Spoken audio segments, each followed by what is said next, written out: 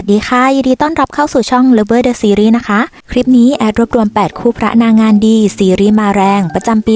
2025 มารีวิวให้ทุกคนได้รับชมกันส่วนจะมีคู่ไหนกันบ้างนั้นก่อนจะไปติดตามรับชมก็อย่าลืมกดติดตามเพื่อเป็นกำลังใจให้แอดด้วยนะถ้าพร้อมแล้วจะมีคู่ไหนกันบ้างนั้นไปรับชมกันเลยค่ะ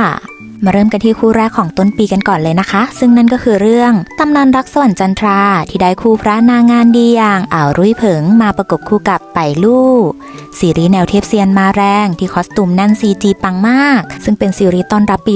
2025 ที่เปิดเรื่องมาก็กระแสตอบรับดีแบบถล่มทลายเล่าเรื่องราวของบุตรสาวเจ้าเมืองที่พอตอนเด็กเธอได้รับการช่วยเหลือจากผู้มีพระคุณท่านหนึ่งซึ่งเธอโมเมเอาว่าเขาเป็นเซียนจึงคลั่งไคล้ในการฝึกเซียนตั้งแต่นั้นเพื่อหวังว่าวันหนึ่งจะสามารถตอบแทนผู้มีพระคุณท่านนี้ได้แต่เธอหารู้ไหมว่าเขาคือราชาปีศาจฟานเยลแห่งแดนอนันตการที่ปิดบังตัวตนมาอย่างพิภพมนุษย์เพื่อรวบรวมอาวรทั้ง5รักษาอาการบาดเจ็บของตัวเองการได้พบกับเธอทำให้ศิลาไร้อาวรตอบสนองและเข้าไปอยู่ในร่างของนางเอกซึ่งเขาไม่สามารถนำมันออกมาได้จึงวางแผนทำข้อตกลงกับเธอเพื่อรวบรวมอาวรทั้ง5ให้ครบจากนั้นก็คิดจะกำจัดเธอแต่ทว่าการเดินทางครั้งนี้มันกลับเกิดเป็นความรักท่ามกลางอันตรายที่ได้ค่อยๆนำพาพวกเขาไปพบกับเรื่องราวเมื่อ 60,000 ปีก่อนซึ่งความเคมีของคู่นี้ก็คือดีมากๆถึงแม้ว่าช่วงแรกๆอาจจะมีหยุมหัวกันบ้างแต่ก็ต่อสู้เคียงข้างไม่ห่างไปไหนส่วนตอนเขารักกันก็ละมุนมากและใดๆคือเคมีคู่นี้นอกจอคือตลกโปกฮามากค่ะทุกคนจนอยากจะบอกว่าทำดีๆเราเป็นพระเอกนางเอกนะใครโดนเคมีคู่นี้ตกเหมือนแอดกันบ้างคะเรื่องต่อมาปรปักษ์จำนนเรื่องนี้ได้คู่พระนางงานดีอย่างหลิววีหนิงมาประกบคู่กับสาวน้อยน่ารักอย่างซงจูเเมื่อเธอใช้ความสามารถที่มียุติสงครามจากเขาจนทำให้จากความบาดหมางกลายมาเป็นจับมือร่วมทางเดินอย่างมั่นคงเล่าเรื่องราวความบาดหมางใจของสหายสนิท2 ตระกูลนั่นก็คือตระกูลเว่ยและตระกูลเฉียวเมื่อ14 ปีก่อนที่แม้ตระกูลเฉียวจะรู้สึกผิดในใจแต่อีกฝ่ายกับกลายเป็นความแค้นชั่วชีวิตและรอวันทวงคืนดังนั้นเพื่อเหลือทางรอดให้กับตระกูลทำให้ตระกูลเฉียวเสนอเรื่องการแต่งงานเพื่อเชื่อมสัมพันธไมตรีที่ปู่ของนางเอกก่อนจากไปได้บอกให้นางเอกคืนนี้14 ปีให้กับตระกูลเว่ยโดยให้การแต่งงานนี้ชดใช้คืนให้กับเขาอย่างจริงใจและต้องเปลี่ยนจากปรปักษ์ให้เขาจำนนต่อเธอให้ได้เพื่อปกป้องแขวนและประชาชนปรปักษ์แบบใดเพียงแค่เปิดม่านมาสบตากับยายน้องไป1 กลุ่มจำนนไปแล้วตั้งแต่เห็นหน้ายังไงก่อนแต่ก็ต้องโบไว้เพราะความแค้นของตระกูลมันค้ำคอพอใกล้ชิดกันมากขึ้นเรื่อยๆก็ต้องแพ้เสียงในหัวเพราะความฉลาดเอาใจใส่และทุ่มสุดตัวแบบไม่กลัวตายของยายน้องมันได้มัดใจเขาจนยูมัดชนิดที่แบบดิ้นไม่หลุดแถมครั้งรักเธอหนักมากจนคนดูแอบยิ้มตามในความโบของเขา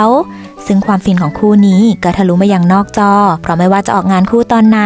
พี่ชายก็ดูแลยายน้องดีมากๆน่ารักใครโดนเคมีคู่นี้ตกกันบ้างคะเรื่องต่อมากวานน้อยแรกรักเรื่องนี้ได้คู่พานางงานดีอย่างซงเว่ยหลงมาประกบคู่กับนางเอกสาวสวยอย่างเป่าซ่างเอิญเมื่อเธอผู้ผิดหวังจากความรักได้ไปขอพรที่วัดศักดิ์สิทธิ์ทำให้ได้เจอเนื้อคู่ที่ล็อกสเปคไว้ครบซึ่งนั้นก็คือเขาแม่ทัพหนุ่มหล่อที่ตรงกับคำขอของเธอทุกอย่างบอกเล่าเรื่องราวของมิงทานคุณหนูสี่แห่งจวนจิงอันโหที่พ่อของเธอกุมอำนาจกองทัพยางซี่ที่มักจะผิดหวังจากความรักเพราะทุกคนที่เข้ามาก็เพราะหวังจะใช้อำนาจของตระกูลเธอหนุนหลังอีกทั้งยังมีคนวางแผนใช้การแต่งงานปิดบังเรื่องราวเกี่ยวกับการยักยอกเบี้ยวัดทหารทำให้เขาเจียงสี่ติงเป่ยอ๋องแม่ทัพหนุ่มผู้เก่งกาจและหล่อเหลาที่ฮ่องเต้ให้เขาสืบเรื่องนี้อย่างลับๆและบังเอิญได้พบกับเธอที่วัดศักดิ์สิทธิ์ซึ่งเขาก็จำคำขอของเธอได้ทุกอย่างอีกทั้งยังตกหลุมรักเธอตั้งแต่แรกพบอีกต่างหากและยังรู้ว่ามีผู้ไม่หวังดีอยากใช้การแต่งงานกับเธอเพื่อจุดประสงค์อะไรดังนั้นพระเอกที่มีอำนาจทหารอยู่ในมือเช่นกันจึงขอพระราชทานสมรสกับนางเอกเพื่อรวมอำนาจทางการทหารและปกป้องตระกูลนางเอกจากผู้ไม่หวังดีที่เขามีเป๊กตรงตามคำขอของเธอทุกประการก็ต้องแต่งสิคะจะรออะไรถึงแม้ตอนแรกนางเอกจะยังไม่ไว้ใจแต่พอเจอความพ่อไมโครเวฟเข้าไปก็แอบอ่อยไปแล้วนึงแล้วคือพระเอกของเราก็รู้ทันความฟินมันอยู่ตรงนี้ค่ะทุกคนฉันชอบในความยิ้มมุมปากของเขาส่วนตอนเขารักกันนั้นก็หวานจนคนดูโดนมดทับตุยกันเป็นแถวๆส่วนความฟินนอกจอก็ไม่แพ้กันเพราะตอนที่คุณสาอุ้มภรรยาด้วยมือเดียวและจ้องตากันนั้นก็ฟินสุดๆใครจินคู่นี้บ้างคะเรื่องต่อมาเหนือสมรภูมิที่ได้คู่พระนางงานดีอย่างเฉิงเลยมาประกบคู่กับโจเย่ เมื่อแม่ทัพหญิงผู้เก่งกาจต้องปิดบังตัวตนเป็นพี่ชายสร้างชื่อเสียงด้านการรบให้กับตระกูลเธอไม่มีโอกาสได้ใช้ชีวิตอิสระเหมือนเด็กสาวทั่วไปต้องใช้ชีวิตเป็นชายภายใต้หน้ากากและฝึกฝนอย่างหนักจนสำเร็จแต่กับถูกพี่ชายที่เธอสร้างชื่อเสียงให้เอาทุกอย่างกลับคืนไปไม่พอยังคิดที่จะกำจัดเธอแถมยังให้ร้ายพ่อพระเอกที่สละชีวิตในสนามรบทำให้พระเอกต้องไปชายแดนสร้างกองทัพเองเพื่อเอาแผ่นดินที่เสียไปกับคืนมาทวงความยุติธรรมให้กับผู้เป็นพ่อนางเอกที่รอดชีวิตมาได้จึงปิดบังตัวตนสมัครเข้ากองทัพพระเอกเพื่อพิสูจน์ให้ทุกคนเห็นว่าเธอสามารถเป็นแม่ทัพหญิงที่แข็งแกร่งปกป้องแผ่นดินได้เช่นกันอีกทั้งยังจะเอาคืนเขาพี่ชายตัวร้ายที่คิดจะกำจัดเธอซึ่งก็มีเขาผู้บัญชาการหนุ่มหล่อที่คอยซัพพอร์ตกันและกันตั้งแต่สมัยเป็นเพื่อนร่วมเรียนชายที่ไม่เคยเห็นหน้า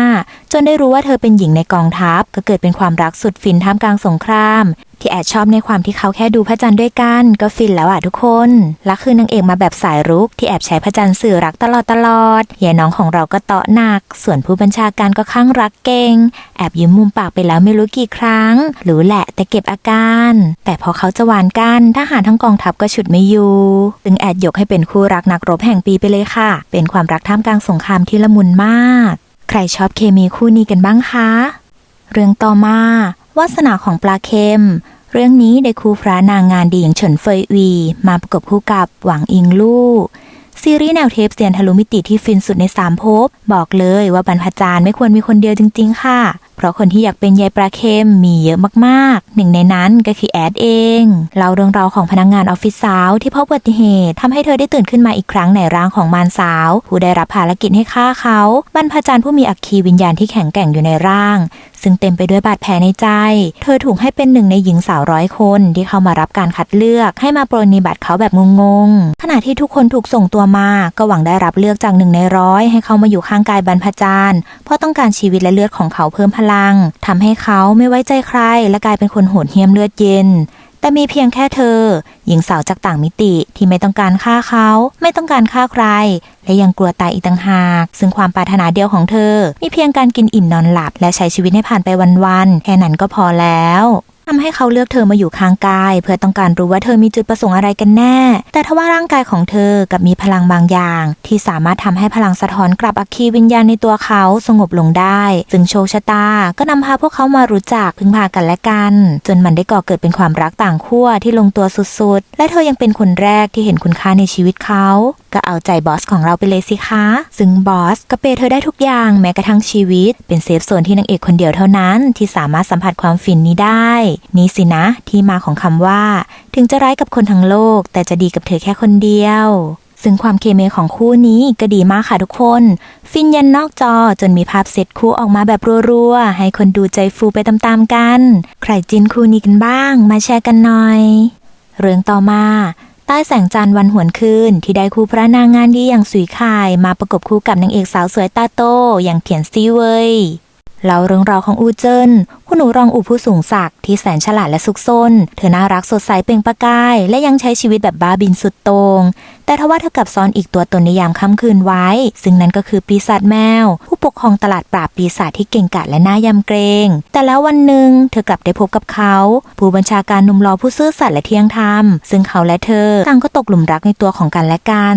แต่ในตอนกลางคืนนั้นตัวตนของเขากลับเป็นนักล่าปีศาจมือฉมังผู้มีเบื้องหลังลึกลับที่ไม่แพ้กันทั้งคู่ต่างซ่อนตัวตนของพวกเขาจากกันและกันซึ่งเส้นทางของพวกเขานั้นต่างกันโดยสิ้นเชิงแต่เพราะเหตุการณ์บางอย่างทำให้ทั้งสองต้องร่วมมือกันค้นหาความจริงซึ่งมันได้ค่อยๆนำพาพวกเขาไปพบกับเรื่องราวความจริงในอดีตเรื่องนี้นางเอกของเรามาครบทุกลุคไม่ว่าจะเป็นน่ารักสดใสสายเตาะหรือสายบ้าบินไม่พอยังเป็นปีศาจแมวที่ต่อสู้เก่งอีกต่างหากส่วนพระเอกของเราลุคนี้ก็คือนิ่งขรึมหล่อสะอาดที่ซ่อนความเก่งกาจเอาไว้แต่นักพรตก็นักพรตเธอพอเจอปีศาจแมวแสนสนสายรุกเข้าไปกระเทใจให้หมดตั้งแต่แรกแล้วใครชอบเคมีคู่นี้กันบ้างเอ่ยเรื่องต่อมา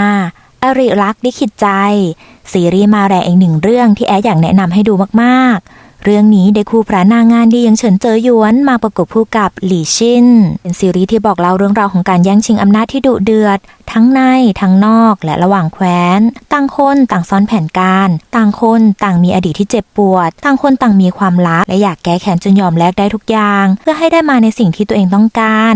อริกันชำเป็นซีรีส์ที่ลุ้นทุกตอนแล้วก็สนุกทุกตอนจริงๆค่ะ เมื่อการต่อสู้ระหว่างแคว้นกลายเป็นแผนการของใครบางคนที่ต้องการใช้ประโยชน์ส่วนรวมเพื่อประโยชน์ส่วนตนโดยไม่สนความเป็นตายของใครเพียงเพื่อให้ได้มาในสิ่งที่พวกเขาต้องการแม้กระทั่งใช้ความไว้ใจในทางที่ผิดทำให้เขาเทพแห่งสงครามองค์ชายใหญ่บุตรชายฮองเต้แห่งซูซาผู้รักในความยุติธรรมและเธอ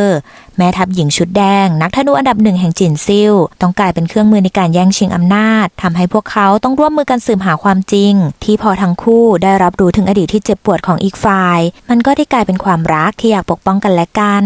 เรื่องนี้คู่พระนางต่อสู้เก่งฉลาดเข้าขากันดีมากตอนโกรธกันก็ตาต่อตาฟันต่อฟันพอเขารักกันนางเอกก็ซัพพอร์ตพระเอกดีมากไม่วอแวร์ดูแลตัวเองเก่งและยังดูแลพระเอกได้ดีด้วยส่วนพระเอกของเราก็รับศึกหนักทุกด้านสีน้ำตามาเต็มตามเช็คบินชำคู่นี้ถึงแม้จะไม่หวานมากแต่พระเอกของเราก็ห่วงนางเอกหนักมากจนแทบอยากจะสิงร่าง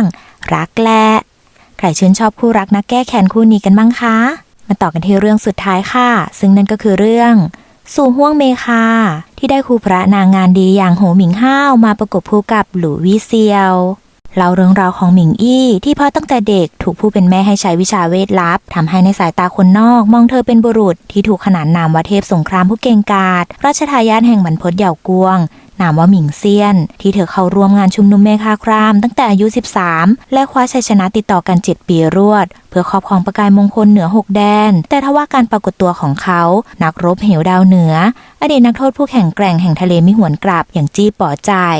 ที่มาเพื่อจุดประสงค์บางอย่างกลับเอาชนะเธอได้อีกทั้งเธอยังถูกพิษรุนแรงทำลายชีพจรมีเพียงหาความฝันเขาฟางเหลืองให้เจอจึงจะสามารถฟื้นฟูชีพจรได้จากนั้นเธอก็จะแก้แค้นเอาคืนเขาให้สะสมและชิงสิ่งที่ควรจะเป็นของบรรพตเธอกลับคืนมา